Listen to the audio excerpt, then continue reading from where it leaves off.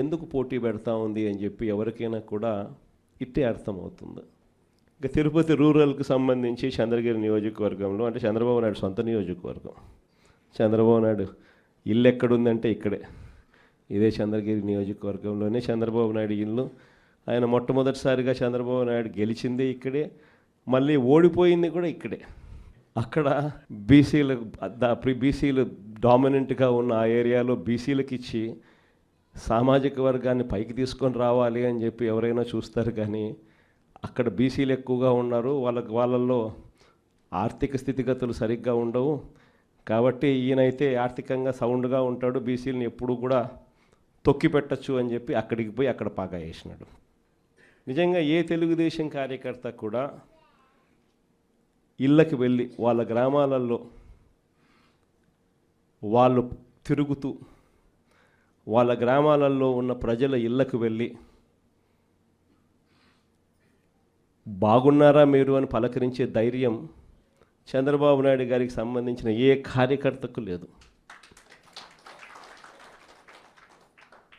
కారణం, చంద్రబాబు నాయుడు గారికి సంబంధించిన ఏ కార్యకర్త అయినా కూడా ప్రజల్లోకి వెళ్ళి వాళ్ళ ఇళ్ళ దగ్గరికి వెళ్తే ప్రతి ఒక్కరికి కూడా వెన్నులో భయమే. చివరికైతే నా అక్క చెల్లెమ్మలందరూ పొద్దుటూరు నుంచి ఎదురు చూస్తూ ఉన్నారు, కడప నుంచి ఎదురు చూస్తూ ఉన్నారు.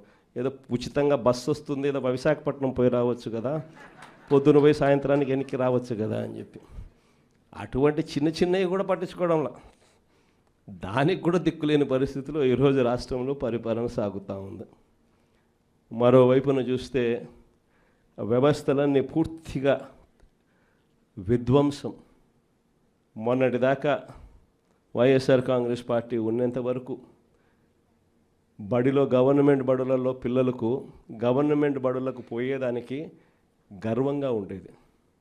గవర్నమెంట్ బడులలో మన పిల్లలను చదివించేటప్పుడు మనం గర్వంగా చెప్పుకునే పరిస్థితి నుంచి ఈరోజు గవర్నమెంట్ బడులలో అప్పట్లో నో వేకెన్సీ బోర్డ్స్ నుంచి ఈరోజు గవర్నమెంట్ బడికి పంపించాలంటే తల్లిదండ్రులు హెసిటేట్ చేసే పరిస్థితులకి మళ్ళీ స్కూళ్ళు నాశనమైన పరిస్థితులు కూడా ఇప్పుడే చూస్తూ ఉన్నాం.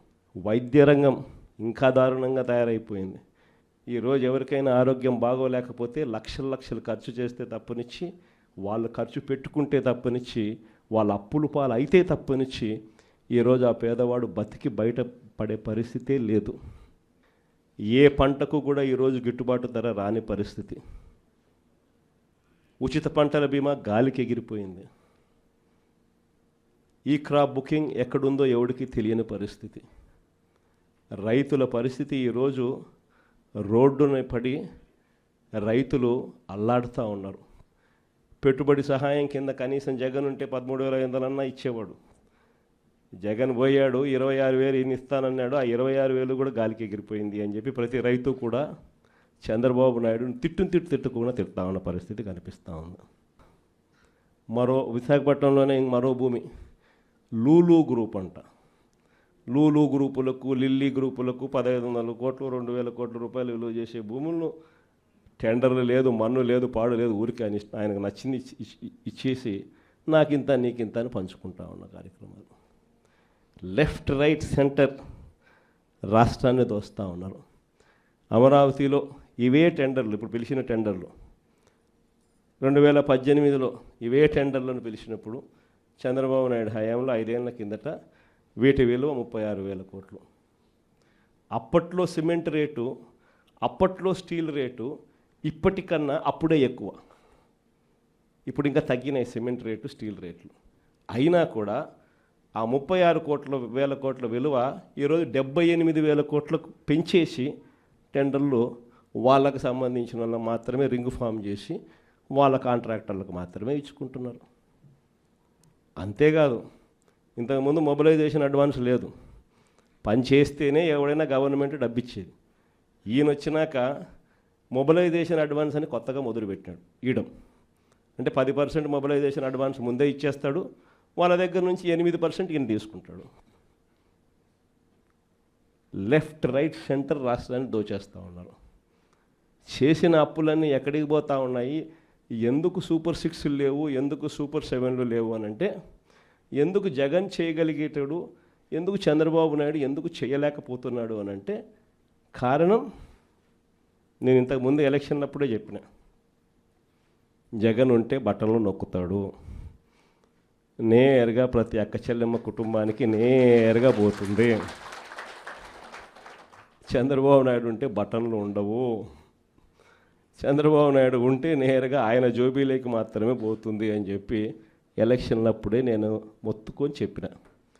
నేను చెప్పిన ఆ రోజు చంద్రబాబు నాయుడు నమ్మడము అని అంటే చంద్రముఖిని నిద్ర లేపడమే అని చెప్పిన. చెప్పింది నేను ఆ రోజు ఎన్నికలప్పుడు నేను చెప్పిన ఆ మాటలు కన్నా ఎవరైనా వింటే ఇప్పుడు కరెక్ట్గా అవి ప్లే చేసి చూస్తే జగన్ కరెక్ట్గా చెప్పినాడు, అబ్బా మనమే మోసపోయినాం పొరపాటున అని చెప్పి ఈరోజు ప్రతి ఇంట్లో కూడా ఖచ్చితంగా చర్చ జరగాల్సిందే. ప్రతిరోజు డైవర్షనే, ఇవన్నీ జరుగుతూ ఉన్నాయి, సమాధానాలు చెప్పుకోలేక ప్రతిరోజు ఒక డైవర్షన్.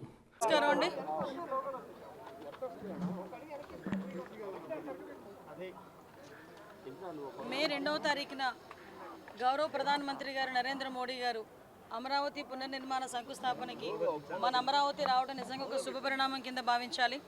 ఎందుకంటే అమరావతి అనేది ఆంధ్రప్రదేశ్ ప్రజల కళ, ఆంధ్రప్రదేశ్ ప్రజల కళల రాజధాని అమరావతి. అమరావతికి ఆ రోజు శంకుస్థాపన చేసిన తర్వాత మ్యాక్సిమం అక్కడ వర్క్స్ అన్నీ కూడా మనం ఒక అసెంబ్లీ ఏర్పాటు చేసుకోవడం, సచివాలయం ఏర్పాటు చేసుకోవడం, ఇంకా అన్ని కార్యక్రమాలు కూడా మనం అక్కడ హైకోర్టు ఏర్పాటు చేసుకోవాలనుకోవడం, ఇవన్నీ కూడా మనం చేసుకున్న తర్వాత ఆల్ ఆఫ్ సడన్ విధ్వంస పరిపాలనకు తెరలేగింది. మీ అందరికీ తెలుసు 2019 నుంచి 24 వరకు ఒక విధ్వంస పరిపాలన. అది కూడా ఏంటంటే ఒక ప్రజావేదిక కూల్చివేత నుంచి స్టార్ట్ చేసి అమరావతి విధ్వంసానికి కూడా ఆ రోజే బీజం పడిన పరిస్థితి. చాలామంది ముఖ్యమంత్రులు ఒక టర్మ్లో చేసిన తర్వాత నెక్స్ట్ టర్మ్ వచ్చిన ముఖ్యమంత్రి దాన్ని కంటిన్యూ చేస్తారు. కానీ గౌరవ చంద్రబాబు నాయుడు గారు ఆ రోజు అమరావతి మన రాష్ట్ర రాజధాని కింద అసెంబ్లీలో డిక్లేర్ చేసిన తర్వాత ఆ రోజు కూడా అప్పటి ప్రతిపక్షంలో ఉన్న జగన్మోహన్ రెడ్డి ఓకే అయిన తర్వాత కూడా అమరావతిని మ్యాక్సిమం బయటకు వచ్చిన తర్వాత 3 రాజధానులు అని చెప్పి ఒక కొత్త కథకి తెరలేపి ఓవరాల్గా ప్రాంతీయ విద్వేషాలు రెచ్చగొట్టడానికి ట్రై చేశారు. కానీ అమరావతి ప్రజలు కానీ ఆంధ్రప్రదేశ్ రాష్ట్ర ప్రజలకి కూడా అమరావతి రాజధానిగా ఉండాలి ఒక సెంటిమెంట్గా భావించుకొని వైజాగ్ ప్రజలు సైతం కూడా అమరావతి రాజధానిగా రావాలని కోరుకునే పరిస్థితి కనిపించింది. ఇదంతా కూడా అమరావతి ప్రజలకి అమరావతి రాజధానిగా రావాలని చెప్పి వైజాగ్ ప్రజలు కూడా అనుకునే పరిస్థితి కనిపించింది మనకి. ఎందుకంటే ఆ రోజుల్లో మనకి వైజాగ్ను ఒక రాజధాని కింద చేస్తాం, కర్నూలుకో రాజధాని చేస్తాం, ఇక్కడ ఒక రాజధాని ఉంచుతామని రకరకాల పుకార్లు పెట్టిన పరిస్థితి నుంచి ఆ రోజు మనందరికీ తెలుసు అమరావతి రైతులు ఎన్నో త్యాగాలు చేసిన అమరావతి రైతులందరూ కూడా రోడ్ల మీదకి వచ్చి వాళ్ళు న్యాయ పోరాటం చేస్తే వాళ్ళ మీద కేసులు పెట్టిన పరిస్థితి. ఆఖరికి అమరావతి రైతుల మీద ఎస్సీల మీద అట్రాసిటీ కేసులు పెట్టుకున్న పరిస్థితి.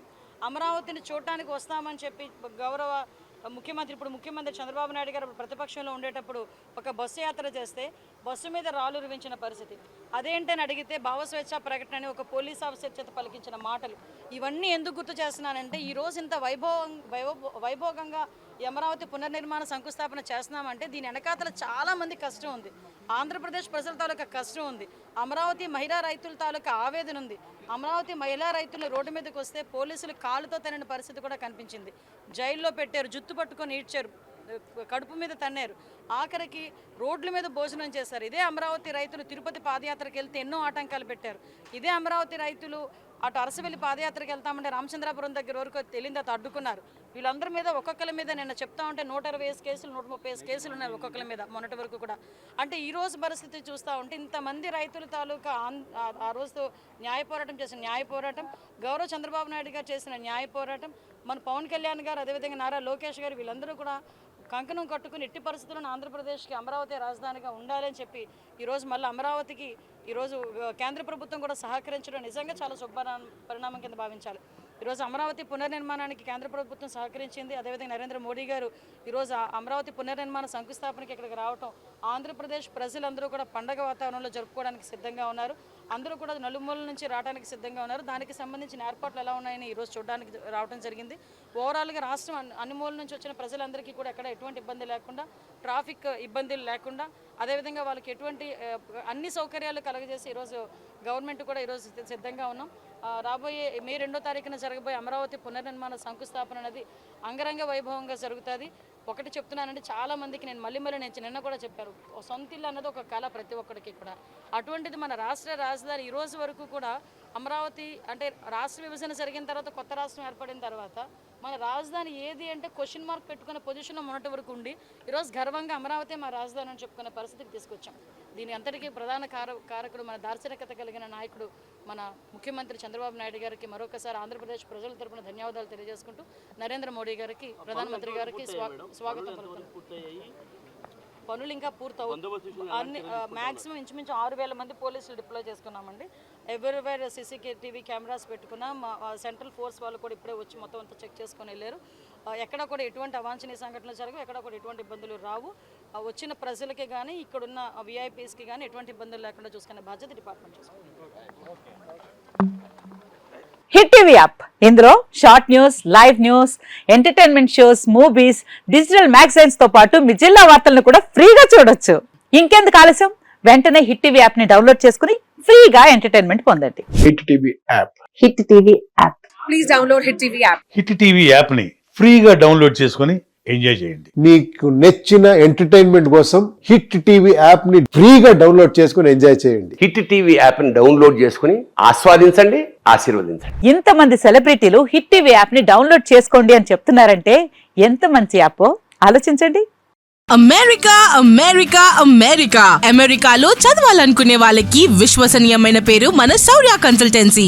UK లో 1 year masters. UK లో 1 year masters. 2 years work permit up to 5 years visa. Contact Saurya Consultancy. Contact 89851 89851.